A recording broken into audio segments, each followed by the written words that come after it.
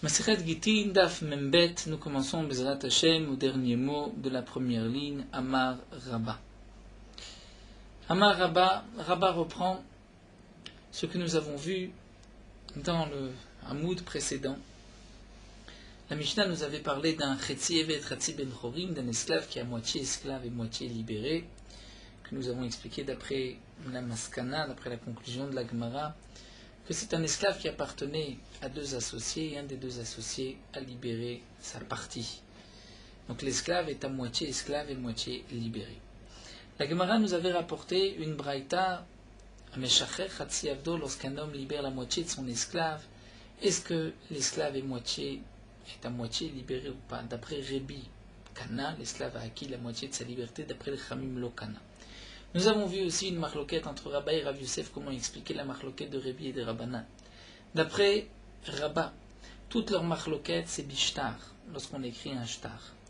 Mais lorsque c'est par de l'argent que le Eved s'est racheté, là dans ce cas-là, même à moitié, il peut avoir acquis sa liberté. Et Rav Yosef nous dit qu'aussi bien Bekesef comme bishtar, il y a une marloquette entre Rebi et les Chachamim. Rabba ici poursuit, nous enseigne Amar Rabba Machloket, la Machloket entre Rebi et les Chachamim.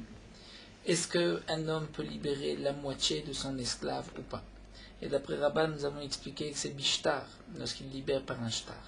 Rabba vient préciser Machloket Besheshicher Chetzio Veniach Chetzio. C'est seulement s'il a libéré la moitié et il a laissé l'autre moitié. Donc puisqu'il a libéré seulement une partie et il n'a pas libéré l'autre, il a gardé l'autre, ça ne ressemble pas, comme nous l'avons vu au cas de la femme, puisqu'on apprend l'esclave de la femme, du guet. Et de la même manière que lorsqu'un homme divorce sa femme, il la libère entièrement, il coupe tout le nisuim, tout le mariage, il ne peut pas garder sa femme à moitié. Donc là aussi, pour l'esclave, lorsqu'il libère une moitié, il garde l'autre moitié, ça c'est impossible. Aval, mais... Et c'est là le chidouche de Rabba. Si le maître a libéré la moitié, mais il avait vendu auparavant, nous dit Rashi, ou en même temps, l'autre moitié, Onatan bematana chetio, où il avait fait cadeau de l'autre moitié. Donc là, le maître a tout libéré par ce shtar. Il n'a plus rien, puisqu'il avait lui-même vendu une partie ou donné un cadeau d'une partie. Donc il ne lui reste qu'une moitié qui libère maintenant la Kevan de Kanafik miné coulé, étant donné qu'il sort entièrement de lui, d'Ivra Kol Kana. D'après tout le monde, il les connaît même d'après les Chachamim. Ça, c'est le chidouche donc de Rabba. Lorsque cet homme libère tout ce qu'il a dans cet esclave, l'esclave est libéré, même d'après les Chachamim, même avec un shtar. Amarle Abaye objecte à Rabba et pose la question suivante, ou Bekulo l'obligé. Dire si le maître libère toute sa partie, tout ce qu'il a, dans le cas où il avait vendu une partie, où il avait fait cadeau d'une partie, et ce qui lui reste maintenant, il le libère, dans ce cas-là, il n'y a pas de marloquette. Tu dis que d'après tout le monde, il peut libérer à moitié, va tanechada pourtant. Nous avons deux braïtot qui se contredisent. Et évidemment, pour répondre à cette contradiction, on va dire qu'une c'est Rebi, une Chachamim. Et nous allons voir que donc, même lorsqu'il libère tout, il y a une marloquette. Pourtant nous avons une braïta où c'est marqué lorsqu'un homme écrit ses biens à deux de ses esclaves, il a deux esclaves, il écrit un shtar où il marque tous mes biens sont donnés à un tel. Nous connaissons le din, lorsqu'un homme écrit tous mes biens sont à cet esclave, l'esclave va acquérir automatiquement sa liberté et les biens de son maître. Donc il écrit je donne tous mes biens à cet esclave, et encore je donne tous mes biens à cet esclave. Et Rashi nous dit, il a fait un kinyan, il a fait acquérir les shtarot par une tierce personne en même temps. Cette personne va acquérir la liberté des deux esclaves. Donc, Kanu, ils ont acquis chacun la moitié, ou chacun a acquis sa moitié, ils vont se libérer mutuellement. Puisque un esclave a acquis sa demi-liberté, et il a acquis aussi la moitié de l'autre esclave. Et de même pour l'autre esclave, donc ils vont se libérer mutuellement. Et Tanya Eda, mais nous avons une autre braïta qui nous dit à Omer, Kol nechasai netunim le pluni ou pluni avadai. Si un homme dit tous mes biens sont donnés à un tel et à un tel, mes serviteurs. Donc il marque, tous mes biens sont donnés à un tel et à un tel, mes serviteurs. Af atzmam lokanu. La même atzmam, eux-mêmes, ils n'ont pas acquis la liberté. Pas seulement qu'ils n'ont pas acquis les biens du maître, mais ils n'ont même pas acquis leur liberté. Donc nous avons une braïta où on voit que lorsqu'un homme libère la moitié de son esclave, puisqu'il donne tous ses biens à un esclave, tous ses biens à un deuxième esclave, c'est qu'il a donné chaque esclave à deux, à cet esclave et à l'autre esclave. Donc il libère à moitié. Et c'est marqué dans la première braïta qu'ils ont acquis leur liberté. Dans la deuxième braïta, c'est marqué que non, ils n'ont pas acquis leur liberté. Donc Maïlav Rebi Varabanan, qu'on va expliquer qu'une braïta c'est d'après Rebi, ils ont acquis leur liberté, Varabanan, l'autre c'est d'après Ramim, que même cette moitié, ils n'ont pas acquis. Donc nous voyons que même dans le cas où le maître se libère de tout, puisqu'il fait cadeau de la moitié de cet esclave à l'autre esclave, il libère la moitié de cet esclave. Donc lui n'a plus rien. Et pourtant on voit que dans ce cas-là, les Chachamim disent Lokana. Donc c'est contraire à ce que nous dit Rabba. L'Agmar dit Lo, Idi Vidi Rabbana. On peut expliquer les deux braïtot d'après les Chachamim. Adamar Kulo, Adamar Chetzi Chetzi. On va expliquer les deux braïtot de cette manière. Une braïta, c'est qu'il a écrit, nous dit Rashi, 2 shtarot. Dans chaque shtar, il a marqué « Je donne tous mes biens à un tel mon serviteur ». Et dans le deuxième shtar, « Je donne tous mes biens à un tel mon serviteur ». Et donc là, les Chachamim pensent qu'étant donné qu'il a fait acquérir les 2 shtarot par une tierce personne en même temps, pour que les 2 esclaves soient libérés en même temps, et que les 2 esclaves vont entièrement sortir de sa propriété, les 2 esclaves ont chacun acquis la moitié de sa personne. Dans la deuxième braïta, on parle dans le cas où il a marqué Chatzi et Chatzi, c'est-à-dire la moitié de mes biens au premier esclave et l'autre moitié au deuxième esclave. Donc là, il n'est pas connu. Pourquoi? Parce que, et là c'est un grand chidouche que nous dit Rashi, parce que dans ce cas-là, pour chaque esclave, il a libéré une moitié, il a laissé une autre moitié. Et pas seulement dans le cas où il a donné à un esclave en premier, ensuite à un autre esclave, où là on comprend que lorsqu'il a donné au premier, il restait encore une moitié qui n'avait pas été encore donnée au deuxième, parce qu'il lui a donné juste la moitié. Et de même pour le deuxième, mais même plus encore d'Irachi, même s'il a donné les 2 shtarot, où dans chaque shtar c'était marqué « Je donne la moitié de mes biens à un tel, la moitié de mes biens à un tel », ils n'ont pas acquis leur liberté. Pourquoi? D'après les Chachamim. Parce que, nous dit Rashi, étant donné qu'il a marqué sur chaque shtar la moitié de mes biens, peut-être qu'en vérité, il n'y a qu'une seule moitié et que les 2 doivent partager et l'autre moitié reste en suspens. Donc la Gemara nous explique ainsi. Tu as voulu apporter une preuve puisque nous avons 2 braïtot. Dans une braïta, c'est marqué que l'esclave n'a pas acquis sa liberté. Donc tu as voulu poser une question que d'après Rabbah, lorsque le propriétaire se défait entièrement de tout ce qu'il a dans les esclaves, là dans ce cas-là, l'Ivrakol il les connaît, et là on voit dans la braïta que même s'il s'est défait de tout, il n'est pas connu. Avec ma réponse, c'est pas une question.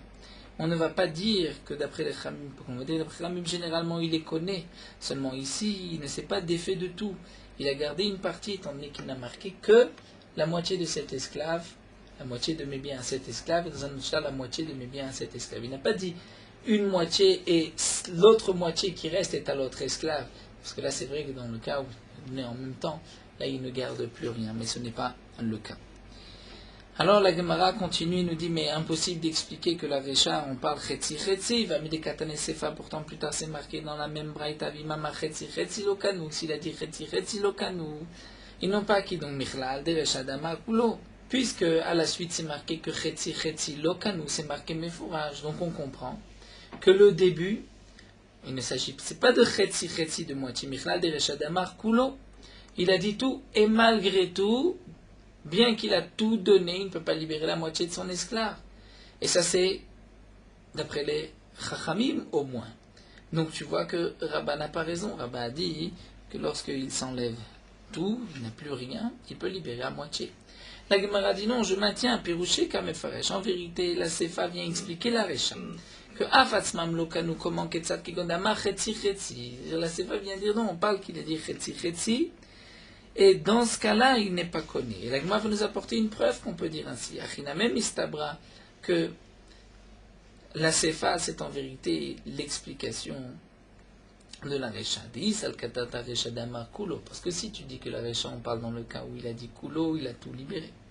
Il a donné tout à un esclave, tout à l'autre esclave, et donc lui n'a rien gardé. Et tu dis que malgré tout, dans ce cas-là, Lokanu.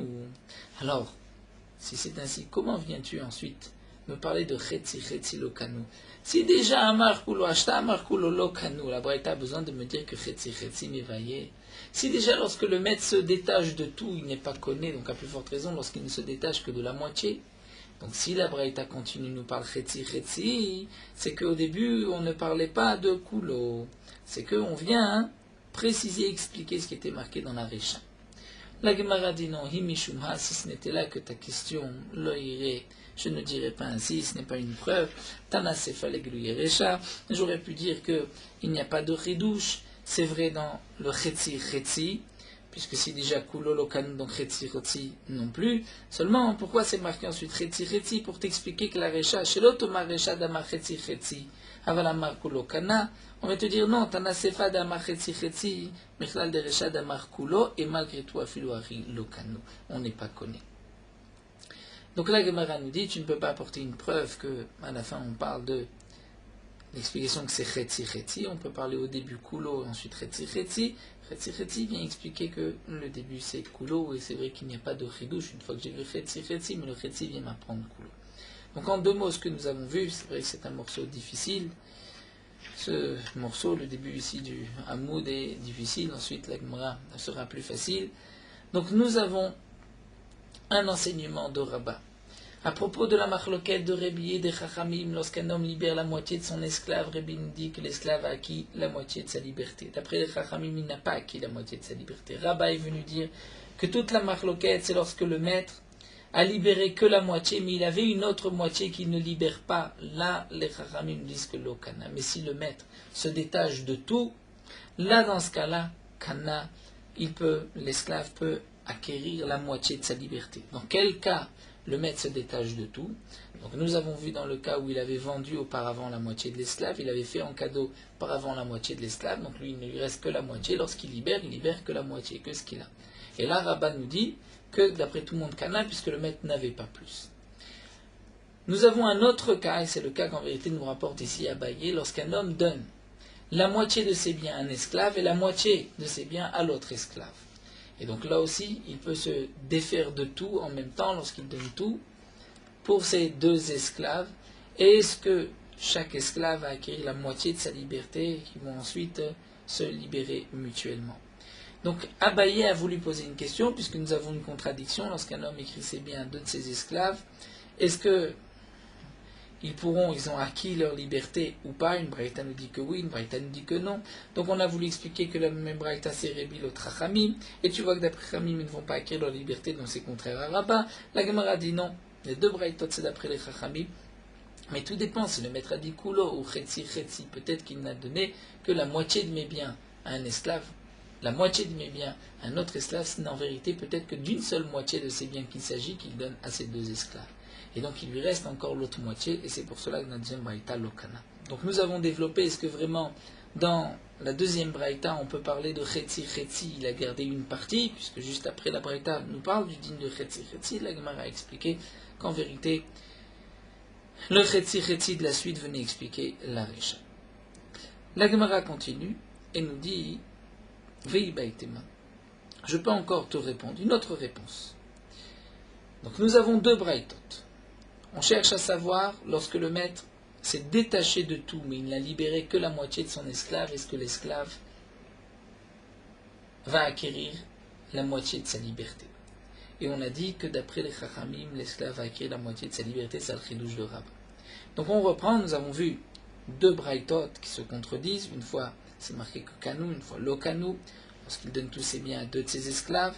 Donc n'est-ce pas que même dans le cas où il donne tout, il y a une marloquette?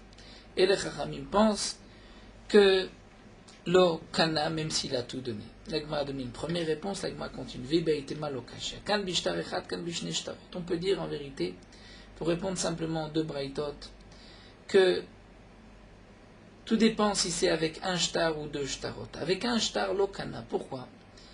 Parce que de la même manière que pour une femme, on ne peut pas libérer deux femmes avec le même guet. Il faut un guet pour chaque femme. Et bien là aussi, on ne peut pas libérer deux esclaves avec le même guet. Donc lorsqu'un homme dans le même shtar a marqué, je donne tous mes biens à un tel et un tel, mes esclaves, dans ce cas-là, ce shtar ne peut pas les libérer. Même si généralement on peut libérer à moitié, ici on ne pourra pas puisque c'est le même shtar. Donc kan bishtar echad on ne peut pas libérer, kan bishne shtarot on peut libérer.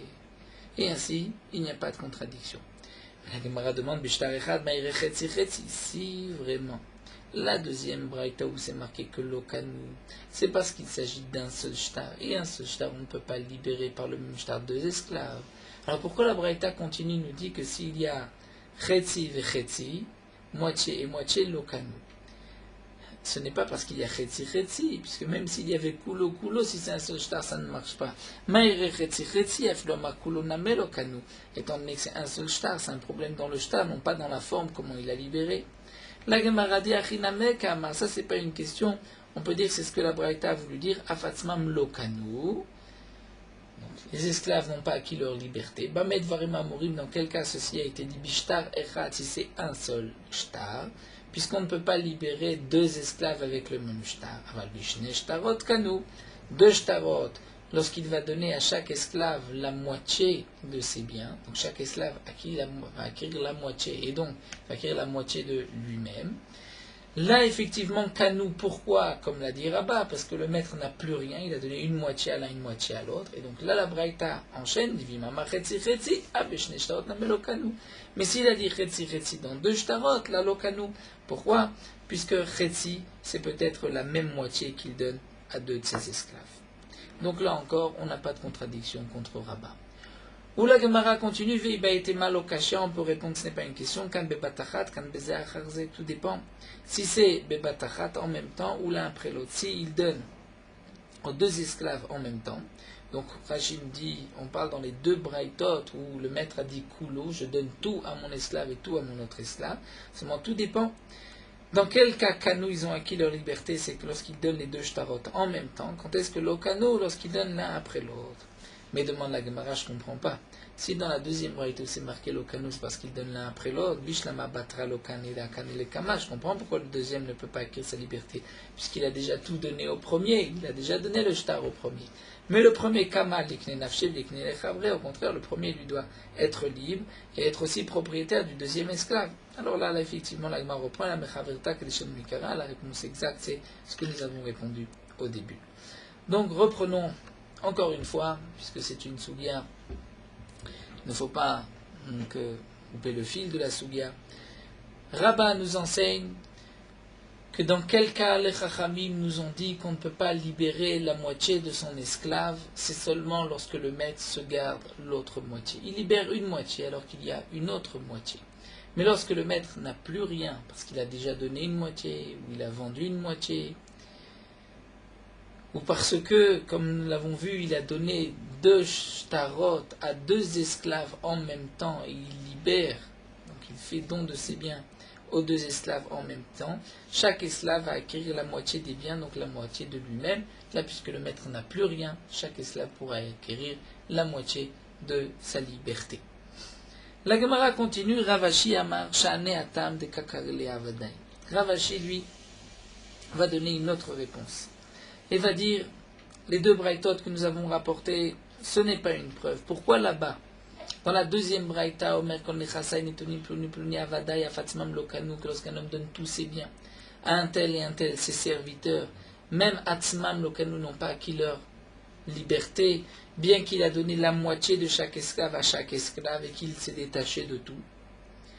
Pourquoi nous dit Ravashi? Ce n'est pas une contradiction avec l'enseignement de Rabat. Mais parce que là-bas, des Kakarele Avadai, il les a appelés mes esclaves. Donc cet homme dit, donnez tous mes biens à mes esclaves. S'il rajoute le mot mes esclaves, c'est que cet homme pense que même une fois que les esclaves vont recevoir les biens, ils resteront ses esclaves à lui. Rachid nous dit, cet homme s'est trompé. Il pensait qu'il pouvait faire don de ses biens à des esclaves si des esclaves n'ont pas été libérés. Ça, c'est impossible, puisque tout ce qui appartient à l'esclave appartient au maître. Mais à Marlé Rafram, les Ravashi, Rafram dit à Ravashi, ce n'est pas une bonne réponse. Pourquoi? Puisque Dilma Avada Isha Yugva. Peut-être que cet homme, lorsqu'il a dit Avada, mes esclaves, il ne voulait pas dire mes esclaves qui sont toujours esclaves, mes esclaves qui étaient un jour esclaves. Comme nous allons le voir à travers une autre Mishnah, où un homme va parler de ses esclaves, et on va être obligé d'expliquer ces esclaves qui étaient à l'époque ses esclaves, mais qui ne sont plus des tnan.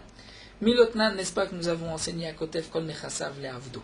Si un homme fait don de tous ses biens à son serviteur, Yatsa le Cherut, son serviteur est libéré, puisque le serviteur a acquis sa liberté et a acquis en même temps les biens de son maître. Mais Shier Karkakol, aussi le maître a dit, je donne fais don de tous mes biens à mon esclave, à l'exception de tel terrain. Là, Loyatsa lecherut, il a dit, je garde un petit morceau de terrain. Loyatsa lecherut, pourquoi? Nous explique Rashi, puisque le maître n'a pas précisé quel terrain il garde pour lui, et que sur chaque terrain, j'ai un doute.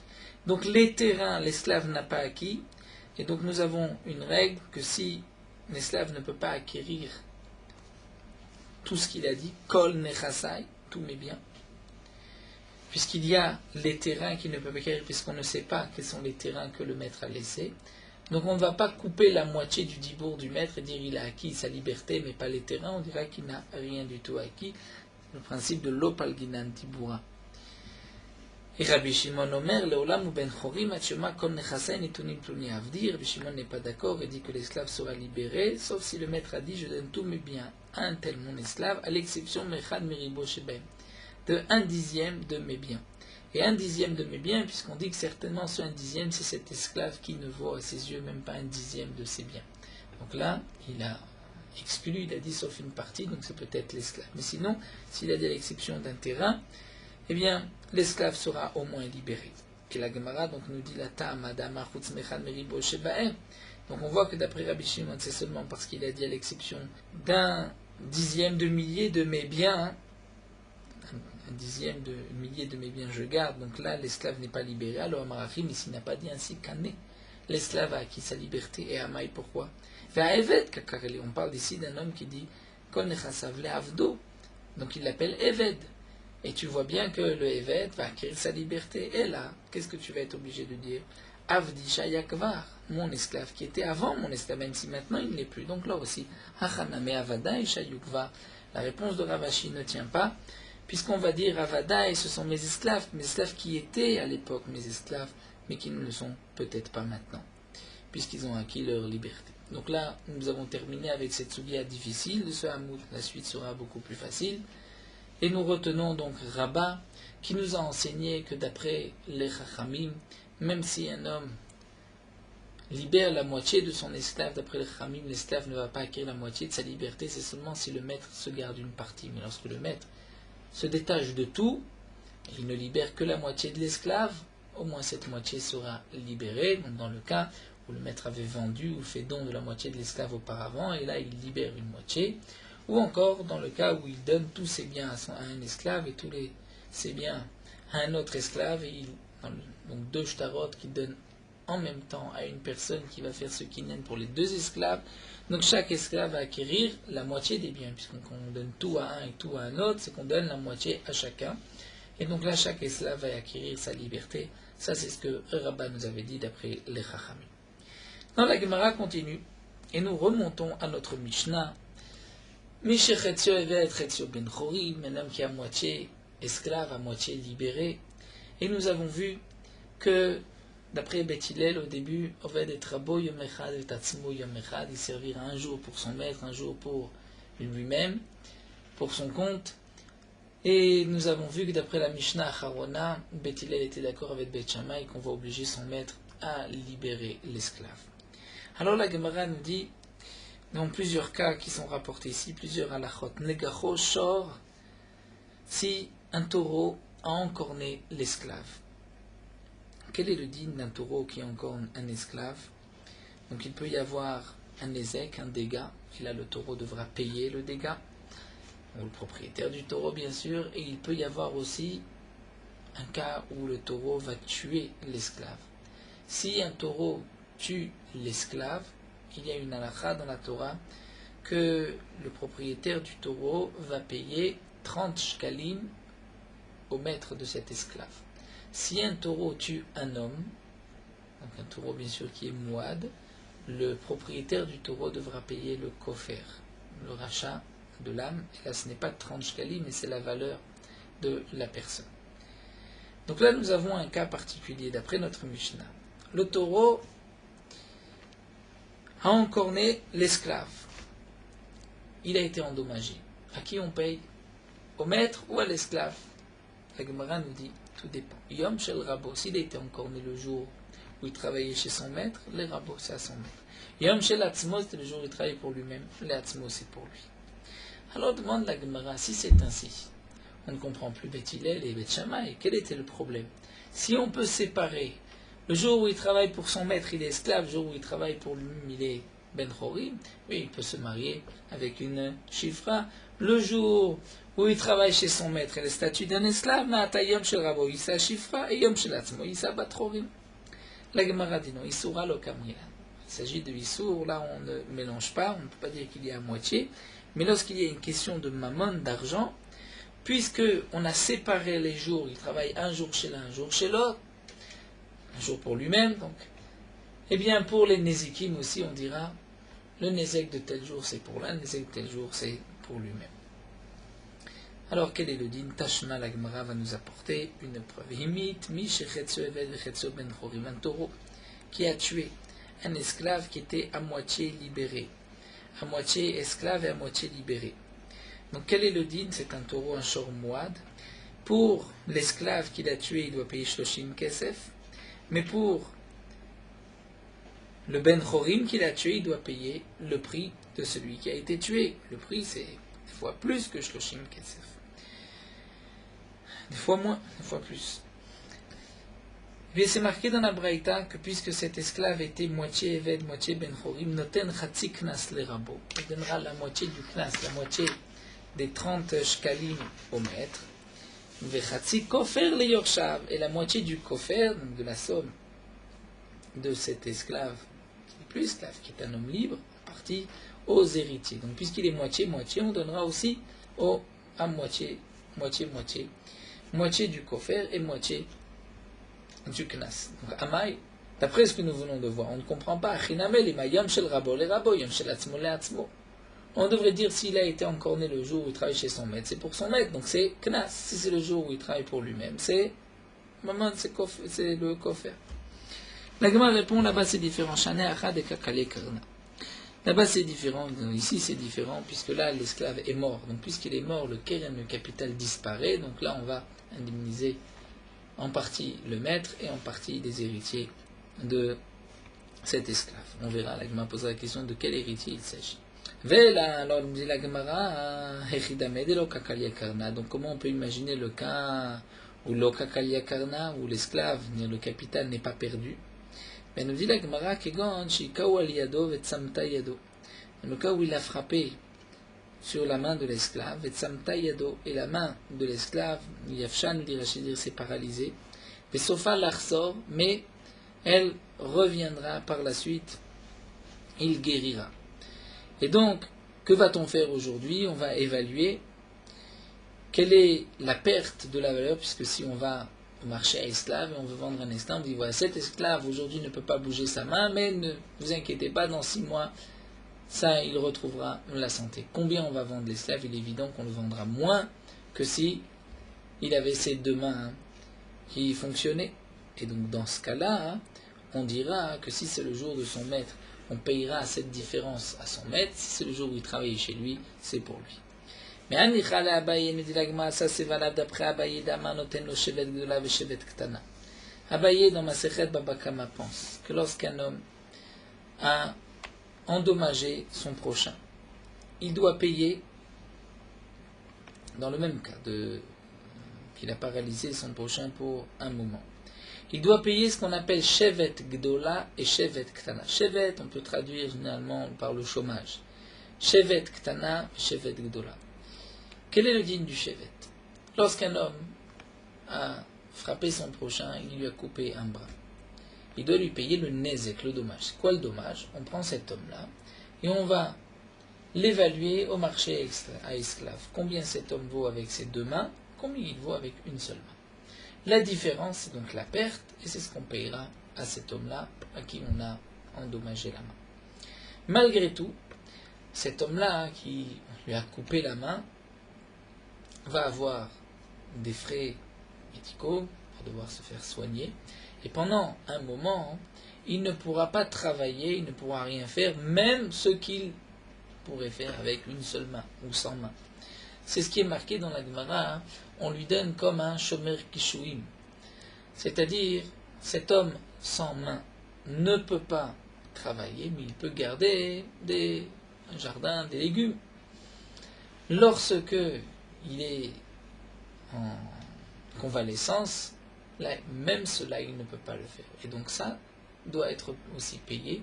Ça fait partie, non pas du nezek, mais du shevet. Et là, Avaï nous dit, dans un autre cas, où un homme a frappé son prochain, mais il ne lui a pas brisé la main complètement. Juste, il l'a paralysé pendant un moment. D'après Abaye, il devra payer shevet gdola et shevet nel, deux sortes de shevet. Shevet gdola, c'est combien cet homme a perdu dans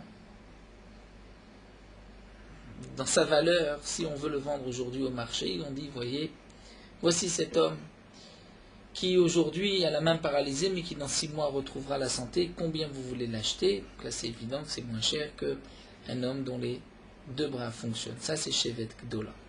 Et il y a aussi shevet ktana, c'est que une fois qu'il va retrouver la santé, il pourra garder des kishuim, des courgettes, des concombres.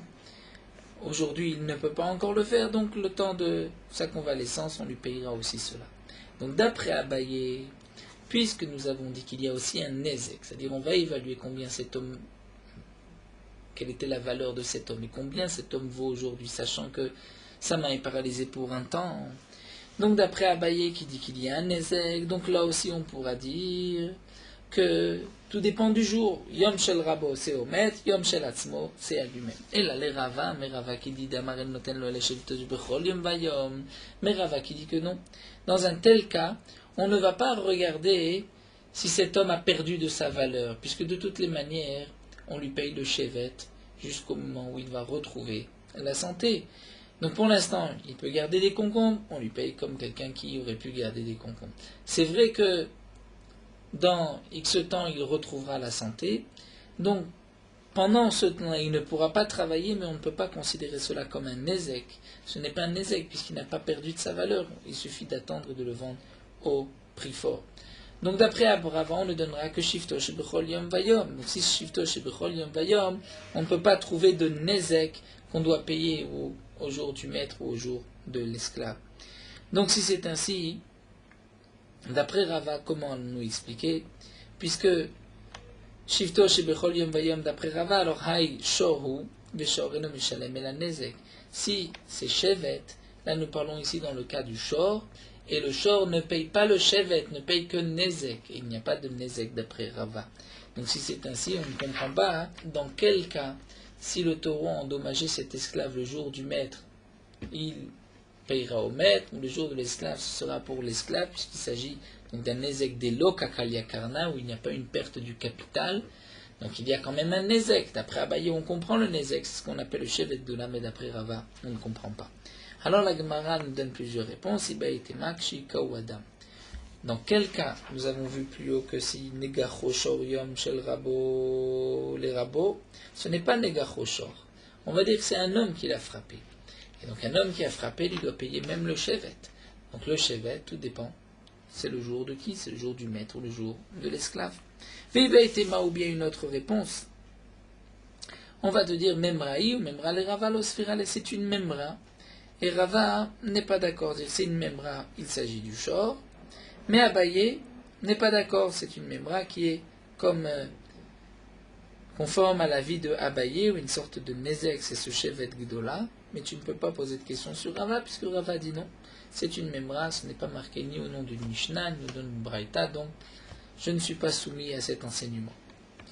Et là la Gemara continue avec plusieurs problèmes posés, un problème facile. Nous avons vu que dans le cas où un homme a par exemple été Magdish, offert au Beth Amikdash, il a dit le terme Magdish, je suis Magdish, mon esclave, ou Mafkir, son esclave, il renonce à la propriété de son esclave, l'esclave va être libéré, mais l'esclave doit recevoir un get shichur du maître. Tant que l'esclave n'a pas reçu ce get shichur, il n'est plus la propriété du maître, il n'y a plus de mammon, mais il n'est pas encore homme libre. Quel est le dîner? Shloknas ou en loknas? C'est-à-dire, si un taureau le tue, est-ce qu'il faut payer les shloshim kesef au maître ou pas? Est-ce que la Torah dit kesef shloshim shkalim iten ladona v'amarmana? Lorsqu'un taureau a tué un esclave, la Torah dit le maître du taureau devra donner, le propriétaire du taureau devra donner 30 shkalim au maître de l'esclave. Et la vaïlavadonou, ce n'est pas son adon, puisqu'il n'y a plus de mammon. Il doit juste le libérer, mais il n'y a plus de mammon. Peut-être qu'on va dire, puisqu'il doit quand même le libérer par un acte, ça s'appelle quand même son maître. Alors Tashma l'Agma nous apporte une preuve, Himit, un taureau qui a tué, un homme qui est à moitié esclave, moitié libéré, noten chatzi knas le rabo. Il donnera, nous avons vu la moitié du knas à son maître, puisque un taureau qui tue un esclave paye les shloshim shkalim, donc là il est moitié esclave, il paye la moitié, v'chatzi kofer le yorshav, et un taureau qui tue un homme libre doit payer le kofer, la valeur de l'esclave, pas shloshim shkalim, la valeur parfois c'est plus, parfois c'est moins, et là il faudra payer la moitié puisqu'il n'est que moitié libre, à qui? Aux héritiers. Donc n'est-ce pas Maïlav que cette braïta on parle que Mishnah Harona, c'est-à-dire même d'après la Mishnah Harona où Beth Hillel ont été d'accord avec Beth Shammai, qu'on doit forcer le maître. Et donc bien qu'on force le maître, donc le maître est obligé de le libérer. Donc l'esclave a le statut d'un Meukav Get Shichur, c'est-à-dire d'un esclave qui attend son acte de libération, et on voit que malgré tout, il y a la moitié, mais au moins la moitié du knas à son maître, puisqu'il est ici à moitié. Donc on voit qu'il a encore un maître. Donc c'est une preuve qu'on donnera le knas au maître. La Gemara dit, que Mishnah Rishona, on peut dire que c'est dans la Mishnah Rishona, où d'après Beth Hillel, il sert un jour son maître, un jour il travaillera pour son compte, et donc il n'y a pas de preuve, puisque il y a encore mammon, le maître a encore de l'argent, ce n'est pas juste un getchiro qu'il doit donner. Tashma, l'agma nous apporte un autre din, hipilet chino. Nous savons aussi, comme c'est marqué dans la Torah, que si un homme va aveugler son esclave, ou il va lui faire tomber une dent, eh bien l'esclave est libéré. Hipilet chino vesima eteno, yotze beshino venoten dmeino. Là, le maître a fait deux choses. Il lui a d'abord fait tomber une dent. Donc là, automatiquement, il doit libérer l'esclave. Vesima eteno. Et ensuite, il lui a crevé un œil. Il l'a aveuglé. L'esclave Yotse Beshino va sortir par sa dent. Venoten dmeeno. Et le maître devra lui payer aussi le prix de l'œil, puisqu'il est déjà libre. Et la Gemara nous dit, comme l'explique Rashi, on pensait que lorsqu'un homme a fait tomber la dent de son esclave et qu'il le libère, il doit quand même lui donner un guet. Donc il s'agit ici d'un esclave qui va être libéré mais qui attend le guet. Et malgré tout, à qui on payera noten dmeino? À l'esclave et pas au maître. Donc tu vois que l'esclave a un statut de ben chori, c'est pour lui. Mais si tu dis que dans un tel cas, d'un esclave qui a été libéré la partie mammon, mais il faut encore le shtar, et que tu dis qu'il y a un knassé pour le maître, alors si un autre va endommager l'esclave, le maître reçoit l'argent, et avec les rabais on donne au maître, alors chavil berabé gouffé, si c'est le maître qui lui crève un œil, après lui avoir fait tomber la dent, là tu vas dire qu'il y a l'idée que le maître doit payer à l'esclave. Mais l'esclave appartient encore au maître puisqu'il doit écrire un get shichur. Et là, donc on est obligé de déduire de là, que lorsque le maître est obligé de le libérer, même s'il doit encore lui écrire un shtar, l'esclave n'appartient plus au maître. Et si cet esclave va être encorné et va mourir, le knas ne sera pas pour le maître. La Gemara réponse n'est pas une preuve, dit Makemandamar et Notsarir, peut-être que c'est après le Mandéamar que lorsque un homme a fait tomber une dent à son esclave, il n'est pas obligé de lui écrire un get shichur. Netanya, comme c'est marqué dans une braïta, Bekulam eved yotzebaim lecherut, avec Kulam, c'est-à-dire tous les 24 membres, rapporté, nous dit Rashi dans Masechet Negaim, que si le maître a cassé un de ses 4 membres, un de ses 24 membres, l'esclave sera libéré. Donc là, Rabbi Shmuel nous dit il sera libéré. Vetzer shichur merabom, il faut que le maître lui écrive un acte de libération, dit Rabbi Shmuel. Rabbi Meir Omer eno tzarich. Rabbi Meir nous dit eno tzarich. Donc on peut expliquer ici d'après Rabbi Meir. Rabbi Ezer Omer tzarich, Rabbi Tarfon Omer eno tzarich. On voit aussi Rabbi Akiva Omer tzarich et Amachim nifnei chachamim. Ceux qui tranchaient devant les chachamim, Rachid dit nous ne savons pas qui sont ces chachamim qui tranchaient devant les autres chachamim. Nirim, eux disaient Nivrim Rem de Rabbi Tarfon. On est d'accord avec Rabbi Tarfon, Beshen Va'ayin, si le maître lui a fait tomber une dent, lui a crevé un œil, puisque ça c'est marqué Mefourage dans la Torah, ou les Torah Zartalo. La Torah a dit Mefourage que l'esclave sera libéré, donc là il n'a même pas besoin d'un get shichur, mais on dira d'Ivri Rabbi Akiva, eux pensent comme Rabbi Akiva, Besha'ar et Varim, dans les autres membres qui ont été inclus par un pasouk, où il veut knas chachamimu, puisque c'est un knas des chachamim, donc là il est nécessaire d'un acte de shichur. La Gemara, juste sur cette braïta, pose la question, mais knas ou kadarchinan. Tu dis que c'est un knas de chachamim, ce sont des psukim. La Gemara dit effectivement, il a ima ouil ou midrash chachamim, puisque ce n'est pas mefourage dans la Torah, ce n'est juste qu'une dracha. Donc c'est pour cela que on dira que là il faut un get shichur. En tout cas, nous voyons de cette braïta que d'après certains, lorsque un esclave va être libéré parce que le maître lui a fait tomber une dent ou l'a blessé dans un de ses 24 membres, nous avons une marloquette, est-ce qu'il a besoin d'un get shichur ou pas. Donc pour la preuve de Hipil et Shinev Simet, et donc on peut répondre que c'est après le Mandamar et Notzarir. La Gemara continue avec un autre problème. Iba Eleu, toujours du Moukav get shichur, donc un esclave qui attend son get shichur, donc là nous avons le cas du mafkir ou du magdish, il est libéré mais il attend le get shichur, ou bien comme nous venons de le voir, dans le cas où le maître lui a fait tomber une dent, et d'après le Mandéamar qu'il faut quand même un get shichur. Est-ce que l'esclave, si c'était l'esclave d'un Kohen ochel batrouma ou en ochel, est-ce qu'il mange la trouma ou pas? Puisque l'esclave d'un Kohen peut manger la trouma tant qu'il est l'esclave du Kohen.